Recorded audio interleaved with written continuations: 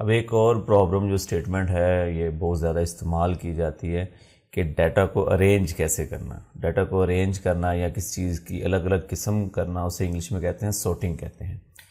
तो अब इस अरे, जैसे कि प्रीवियस लेक्चर्स में मैंने अरे को वैल्यू देना आपको सिखाया था, तो इस लेक्चर के अंदर हमने इसे वैल्यू दी है 1 2 3 4 5, यानी कि जो अरे साइज़ है जितनी हम आगे वैल्यू देंगे उस हिसाब से उसका साइज़ हो जाएगा। और इसकी टाइप क्या है, इंट, और नाम इसका क्या है, ए। अगर ये ब्रैकेट हम ख़त्म कर दें तो ये एक वेरिएबल बन जाएगा, और वेरिएबल में एक से ज़्यादा वैल्यू आप स्टोर नहीं कर सकते, इस वजह से एरर आएगा। इस वक्त 3 वेरिएबल बनाए हैं।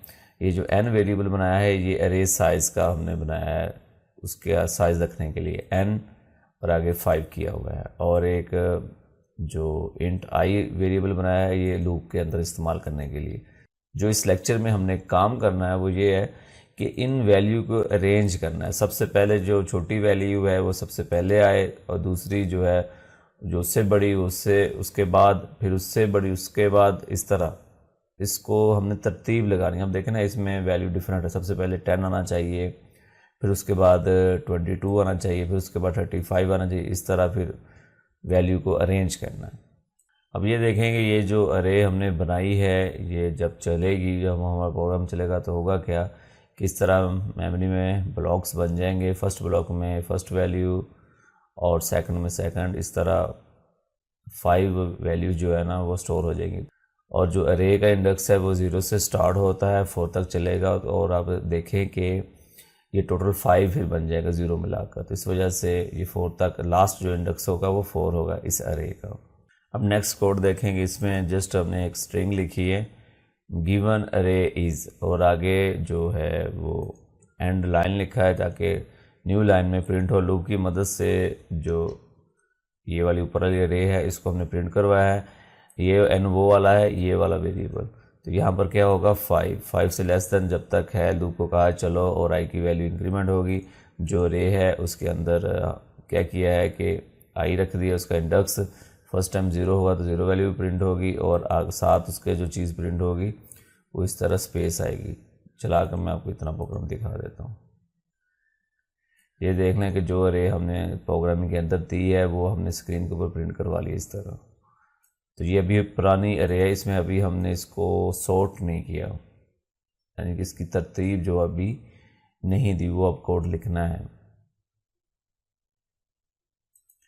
ये आगे नेक्स्ट कोड देखें, ये सॉर्ट के नाम से फंक्शन बनाया। फंक्शन की जो रिटर्न टाइप है वो वॉइड रखी है, इसका नाम एम सॉर्ट रखा है। इसे अरे पास करेंगे और उसका साइज़ पास करेंगे। इसके अंदर जो है इस फंक्शन के अंदर वेरिएबल आई जे और मिनिमम वैल्यू जो है, और टेम्प नाम का एक वेरिएबल हमने बनाया है। उसके अंदर ये लूप हमने एक बनाई है, लूप के अंदर फिर एक लूप बनाई है। मज़ीद जो इसका कोड है वो अभी डिस्कस करते। फ़िलहाल आप ये देख लें कि एक फ़ंक्शन बनाया है जिसका नाम क्या है एम सॉर्ट, और ये इसका कोड है।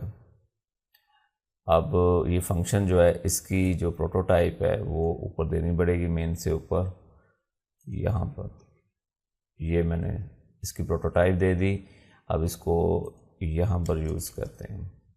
अब देखें कि एक चीज़ नोट करें कि इस फंक्शन की जो रिटर्न टाइप है वॉइड है, यानी कि खाली है, कुछ भी रिटर्न नहीं करता। तो फिर जो हम इसे अरे पास कर रहे हैं, और अरे जो है ना वो वैल्यू बाय वैल्यू पास नहीं हो रही, बाय रेफरेंस पास हो रही है, यानी कि एक्चुअल अरे ही इसको मिल रही है। उसको अरे को लेकर ये अंदर से इस कोड की मदद से उसकी वैल्यू को ये तरतीब में ये फंक्शन करेगा। तो यहाँ पर मैंने इसी फंक्शन को यहाँ पर मैंने कॉल कर लिया है, और अरे मीन ये वाली अरे इसको पास की है, और साथ एन मीन ये अरे का साइज इसको पास कर दिया है। अब दोबारा क्योंकि जब ये फंक्शन चलेगा तो अरे इसके फंक्शन के अंदर आ जाएगी, तो ये फंक्शन क्या करेगा उसको सॉर्ट कर देगा। तो उसके बाद फिर हमने जो इसी अरे को प्रिंट करवाना लूप की मदद से। अब ये देखें कि सी आउट की मदद से न्यू लाइन कर दी, ठीक है। ये जो सॉर्ट अरे न्यू लाइन में प्रिंट होगा, फिर आगे जब ये ख़त्म होने लगेगी फिर न्यू लाइन हो जाएगी, फिर आगे ये लूप चलेगी। लूप में फिर वही सेम वही आगे ये स्पेस डाल दी है ना, ये स्ट्रिंग लिख के इसके दरम्यान में थोड़ी सी स्पेस डाल दी ताकि थोड़ी सी दूर दूर प्रिंट हो। तो आपको एक बार प्रोग्राम चला कर भी मैं दिखा देता हूँ। इसकी आउटपुट ये देखेंगे, ये प्रोग्राम जो है वो सॉर्ट कर दिया इसने अरे को। अब ये जो प्रोग्राम है इसने इसको सॉर्ट कर दिया, ऊपर हमने ये वाली रे दी सॉर्ट करके, उसने ये देखे नीचे ये नज़र आ रहा है आपको, यहाँ पर इसने सॉर्ट कर दिया रे को। अब हमने इसके अंदर जो वाला कोड है, ये ऊपर वाला कोड तो आपको पता है, अब ये वाला कोड आई थिंक आपको परेशान कर रहा होगा कि इतना कम्प्लेक्स कोड इसको कैसे समझें। अब वो इस फंक्शन की वर्किंग देख लें कि इसे एक एरे पास है और एक n वेरिएबल की वैल्यू, जो n वेरिएबल की वैल्यू पास है उसको हमने जो इनिशियलाइज 5 से किया था, तो इस वक्त जो n के अंदर है जो 5 है, और n इस्तेमाल कहाँ पर है, इस लूप के अंदर भी इस्तेमाल है और इस लूप के अंदर भी इस्तेमाल है। जो इस लूप के अंदर इस्तेमाल है इसमें से एक माइनस होकर इसकी वैल्यू 4 हो जाएगी, और ये जो अरे है इसको कॉल बाय रेफरेंस है, यानी कि इसे कॉपी नहीं अरे की मिली, एक्चुअल जो असल अरे है जो ऊपर बनाई है हमने वो इस फंक्शन को पास हो रही है, कॉल बाय रेफरेंस है, यानी कि असल उसको उठा कर दे दिया इस फंक्शन को। अगर कॉल बाय वैल्यू होता है तो जस्ट कॉपी जाती है, वेरिएबल के अंदर जो वैल्यू होती है वो कॉपी जाती है, लेकिन फंक्शन को अरे जो है वो असल जा रही है, इस वजह से हमने वॉइड रिटर्न रखी है, क्योंकि हम कुछ भी रिटर्न नहीं कर रहे। अब आगे देखें कि आई जो है इसकी वैल्यू 0 है जब ये लूप चलेगी, कि कंट्रोल जो है वो इस लूप के अंदर आएगा। ठीक है, कंट्रोल जब इस लूप के अंदर आता है तो जो आई की 0 वैल्यू है ना वो इसको मिल जाएगी। अभी कंट्रोल नीचे वाली ये 3 जो स्टेटमेंट पर नहीं जाएगा, इस वजह से मैंने लाइन लगा दी है कि अभी ये नहीं चली। तो ये लूप की जब फर्स्ट इटरेशन है ना, फर्स्ट ये देखना मैं यहाँ पर लिखा हुआ है फर्स्ट इटरेशन, जब फर्स्ट इटरेशन में आई की वैल्यू अभी 0 है, जब नीचे जाकर वापस जब आएगा आई की वैल्यू जो है वो 1 बढ़ जाएगी, 0 से 1 हो जाएगी। अब देखें जैसे ही कंट्रोल नीचे आता है होता है क्या, इस फॉर लूप के अंदर ही एक और लूप है जिसे नेस्टेड लूप हम कहते हैं। तो ये देखें कंट्रोल ने पहले ये वाली स्टेटमेंट चला दी और इसमें क्या हुआ कि आई ने इसको वैल्यू दे दी है, असाइनमेंट इधर से वैल्यू इधर शिफ्ट होती है ऐसे, तो इसमें वैल्यू चलेगी। उसके बाद फिर क्या होगा कि ये कंट्रोल जो है जो ये लूप में ये कंडीशन को टेस्ट करेगा, और ये कंडीशन ट्रू है वो क्योंकि जे की वैल्यू 1 है। जे की वैल्यू 1 कैसे आई, ये आई प्लस 1, आई की वैल्यू 0 थी प्लस 1 किया 1 होगी, 1 फिर इस जे वेरिएबल को मिल गई है 1 है। तो कंडीशन में क्या है कि लूप तुम चलो अगर जे की वैल्यू लेस देन है किससे 5 से, तो ये कंडीशन जो है वो ट्रू होगी, तो कंट्रोल इसके अंदर आ गया। जब इसके अंदर कंट्रोल आया तो उसने जब ये इफ़ को चेक करना है कि ये ट्रू है या फॉल्स, अगर ये ट्रू होगा तो ये वाला नीचे वाली स्टेटमेंट चलेगी जिसके ऊपर मैंने लाइन लगाई है, अगर ये फॉल्स है तो ये वाली नहीं चलेगी। तो अब देखें कि ए अरे वही जो पास हमने की है उसको जे के उसका इंडेक्स जे लिखा है, जे के अंदर वैल्यू क्या 1, तो ये जो 1 है ना वो इस मेमोरी में जो सेल है जिसका इंडेक्स 1 है उसमें ये वाली जो वैल्यू है 91 यहाँ तक पहुँच जाएगा, यानी कि ये वैल्यू इधर आ जाएगी जहाँ पर ये लिखा हुआ है ए और ब्रैकेट के अंदर जे। उसके बाद इसको कंपेयर किससे करना है, अगर ये लेस देन है किससे, ए के अंदर जो इंडेक्स है वो मिन लिखा हुआ है, तो मिन के अंदर क्या है 0 जो इधर है, आई ने इसको 0 दिया, तो ये कौन सा इंडेक्स है, ये वाला 0 है। अब इसके अंदर वैल्यू क्या है 22। तो अब देखें कि फर्स्ट टेस्ट में जब ये फर्स्ट टाइम ये लूप चलती है, अब देखें ना या कंट्रोल अभी नीचे जाएगा, इस लूप को मुकम्मल करके नीचे जाएगा। तो फर्स्ट जो इस लूप की जो फर्स्ट इटरेशन है ना जो नेस्टेड लूप है, तो अगर ये कंडीशन ट्रू है तो ये चलेगी। अब देखेंगे कंडीशन फॉल्स है, ट्रू नहीं है, इस वजह से ये वाली फिर नहीं चलेगी। तो कंट्रोल जो है वो इधर आया, उसने देखा कि फॉल्स है, कंट्रोल जो है वो वापस जाएगा ऐसे फिर वापस, और एक वैल्यू जो है वो जे की 1 है तो 2 हो जाएगी और इधर फिर वापस आ जाएगा। अब जो इसकी नेक्स्ट इटरेशन है इसने प्लस प्लस इंक्रीमेंट और बढ़ने इसकी वैल्यू 2 कर दी, कंट्रोल फिर टेस्ट करेगा इस कंडीशन को। जब कंट्रोल ने टेस्ट की इस कंडीशन को हुआ क्या है कि 2 फिर भी लेस देन है इससे, तो ये कंडीशन ट्रू होगी, कंट्रोल अब इसके अंदर दाखिला हो सकता है लूप में। तो अब देखें कि जब लूप के अंदर आया तो ये स्टेटमेंट को टेस्ट करेगा इफ़ की, अगर ये ट्रू होगी तो ये वाली स्टेटमेंट चलेगी। तो ये जो 2 वाला इंडेक्स है वो कौन सा है, ये वाला 35। उसके बाद 0 वाला इंडेक्स कौन सा है, ये। अब देखें कि 35 लेस देन अगर हो इस वाले इंडेक्स में तो तब ये वाली कंडीशन चले, तो फिर फॉल्स है, फिर भी कुछ नहीं हुआ। फिर अगली इटरेशन अब आने लगी है, अगली इटरेशन में क्या होगा सब, अब इसकी वैल्यू जो है 2 है वो 3 होगी और फिर कंट्रोल ये टेस्ट करेगा। अब आप देखें कि जब लूप फर्स्ट बार इसमें कंट्रोल आता तब ये वाली स्टेटमेंट चलती है, उसके बाद अगली इटरेशन में ये वाली नहीं फिर चलती, वैल्यू ये बढ़ाता रहता है, ये वाला प्लस प्लस ऑपरेटर जो है इस जे की वैल्यू। अब ये देखें अब 3 वैल्यू होगी, कंट्रोल सबसे पहले इसे टेस्ट करेगा और कंडीशन ट्रू है, और कंट्रोल फिर जो इसके अंदर लूप्स होगी इसकी बॉडी के अंदर 1 बाय 1 चलाएगा, जैसे कि यहाँ से 1 बाय 1 चलती है। जब तक इसका काम ख़त्म नहीं होगा तब तक ये नीचे वाली नहीं चलेंगी। फिलहाल हम इस लूप के अंदर ही हैं। कंट्रोल इधर आया, उसने टेस्ट किया क्या देखना ये जे की इस वक्त 3 वैल्यू। तो अब इसका मतलब क्या है कि जो अरे है उसका इंडेक्स 3 के अंदर जो वैल्यू है 78 है, क्या वो लेस देन है इससे, तो कंडीशन फिर भी फॉल्स है।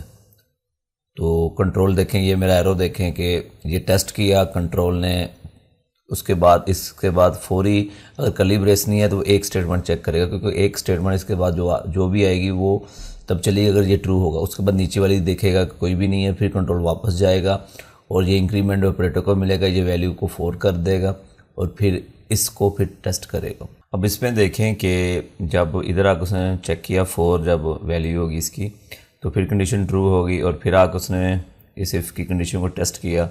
4 में वैल्यू इस वक्त 10 है और ये मिन की वैल्यू तो इसमें कहीं पर भी चेंज नहीं हुई, 0 ही है अभी तक। तो ये देखें 22 है, तो यहाँ पर कंडीशन जो है वो ट्रू हो गई है, ये क्रॉस ख़त्म हो गया। कंट्रोल इसके अंदर जो स्टेटमेंट है उसको चलाएगा, तो इसके अंदर जो है वो एक ही है। याद रखें अगर हमने इसके नीचे एक स्टेटमेंट लिखनी हो तो हमें कर्ली ब्रेस लिखने की ज़रूरत नहीं है। अब देखेंगे इसके ऊपर जो मैंने लाइन लगाई थी वो ख़त्म कर दी, क्योंकि अब ये स्टेटमेंट चलेगी। तो मिन के अंदर जो वैल्यू है वो देखें अभी तक 0 ही है, तो 0 वैल्यू है। जे की इस वक्त जो वैल्यू है 4 है, तो ये 4 जो है ना इस मिन को मिल जाएगा। मिन की वैल्यू फिर 0 नहीं रहेगी, 4 रहेगी। यहाँ ये स्टेटमेंट क्या कर रही है, जो इस वक्त जे की वैल्यू है वो किसको मिल जाए, और उस ये आखिरी स्टेशन है, उसके बाद ये इसकी वैल्यू 5 हो जाएगी, तो ये कंडीशन जो है ना वो फिर नहीं चलेगी। अब देखें कि जैसे इसकी वैल्यू 5 होगी, अब देखें जैसे इसकी वैल्यू जो है 5 हो जाएगी तो कंडीशन जो है फॉल्स हो जाएगी, क्योंकि कंडीशन में ये लिखा है कि जे वो लेस देन ये 5 से होना चाहिए, यानी कि एन के अंदर जो वैल्यू है। तो इससे पहले जो प्रीवियस जब 4 थी तो तब इसने जे ने इसको वैल्यू दे दी। अब मिन के अंदर 4 मौजूद है इस वक्त, तो फिर ये जो कंट्रोल है वो इसके अंदर लूप के अंदर वाले कोड में दाखिल नहीं हो सकता, वो यहाँ से फिर वापस जाएगा और इस लूप के नीचे जो स्टेटमेंट्स थी वो अब चलानी शुरू कर देगा। अभी तक ये जो आउटर लूप है इसकी वैल्यू भी 0, अभी इसकी फर्स्ट इटरेशन ही है। तो ये वाला जब स्टेटमेंट चलेगी तो आई की वैल्यू अभी देखें अभी तक 0 है, तो यहाँ से जो 22 है वो इस टेम्प वेरिएबल में चला जाएगा। इसको जब हम नीचे आएंगे, अब इस स्टेटमेंट में क्या होगा कि ए का 4 इंडेक्स है तो 10 है, 10 की जो वैल्यू है वो जो एक आई की 0 वैल्यू अभी तक तो 0 इंडेक्स में चली जाए, तो होगा क्या आप ये देखें कि ये जो वैल्यू है ये ऐसे ख़त्म हो जाएगी और ये जो 10 है ये इधर आ जाएगा इस स्टेटमेंट की मदद से। ये वाली जब स्टेटमेंट चलेगी तो इसमें क्या है कि अब देखें टेम्प में क्या था, ये 22 था, 22 अब इसमें आ जाएगा क्योंकि ये जो इसके अंदर जो मीन है उसकी वैल्यू 4 है। 4 जो है वो किसको इंडेक्स में कर रहा है 10, ये जो 10 है ये ख़त्म हो जाएगा और ये जो इसके अंदर टेम्प के अंदर जो वैल्यू थी वो ये वाली है, ये जो वैल्यू है ये इसकी जगह पर ऐसे आ जाएगी। अब आप देखें कि सबसे छोटी वैल्यू 0 इंडेक्स में आ गई, यानी कि एक तरतीब लग गई है। तो जब ये वाली स्टेटमेंट भी चल गई उसके बाद दोबारा फिर वही प्रोसीजर होगा। जब अगली इटरेशंस आएगी तो आई की वैल्यू जो है वो 1 हो जाएगी, यहाँ पर भी 1 आ जाएगा, 1 आ जाएगा और फिर ये वाली लूप चलेगी सेम उसी तरह, इसको टेस्ट करेगी। टेस्ट करने के बाद जब ये लूप अपना काम कर जाएगी फिर ये वाली स्टेटमेंट चलेगी, फिर ये चलेगी, फिर ये चलेगी। इस तरह चलते चलते तमाम जो इसके अंदर वैल्यूज़ हैं वो सॉर्टिंग हो जाएंगी, यानी कि वो तरतीब में आ जाएंगी। अब ये देखें द सॉर्टिंग जो अभी हमने काम किया इसको कहते हैं ब्रूट फोर्स टेक्निक कहते हैं, और वेरी टीडियस वर्क है, बड़ा मुश्किल काम है। क्यों मुश्किल काम है? अगर कंप्यूटर छोटी एरे को इस तरह हर बार वो पूरी एरे को रीड करता है, फिर उसमें से नंबर तलाश करता है, फिर उसकी जगह को रिप्लेस करता है, तो छोटी एरे है तो ये कंप्यूटर बड़ी जल्दी से करता है। लेकिन अगर लार्ज एरे हो तो ये काम बड़ा स्लो होगा और आपका जो कंप्यूटर स्लो वर्क करेगा, क्योंकि इतनी बड़ी अगर फ़र्ज़ करेंगे उसमें 50,000 की मेमोरी ब्लॉक्स हैं तो वो हर बार उसे 50,000 जो मेमोरी ब्लॉक्स हैं उसे पढ़ने पड़ेंगे, तो जो अभी हमने काम किया इसे कहते हैं ब्रूट फोर्स टेक्निक। ये करती कैसे है, एक्चुअल इसके अंदर होता क्या है, वो मैंने आपको अभी समझा दिया है। मज़ीद आप इसको बनाएं और इसकी प्रैक्टिस करें।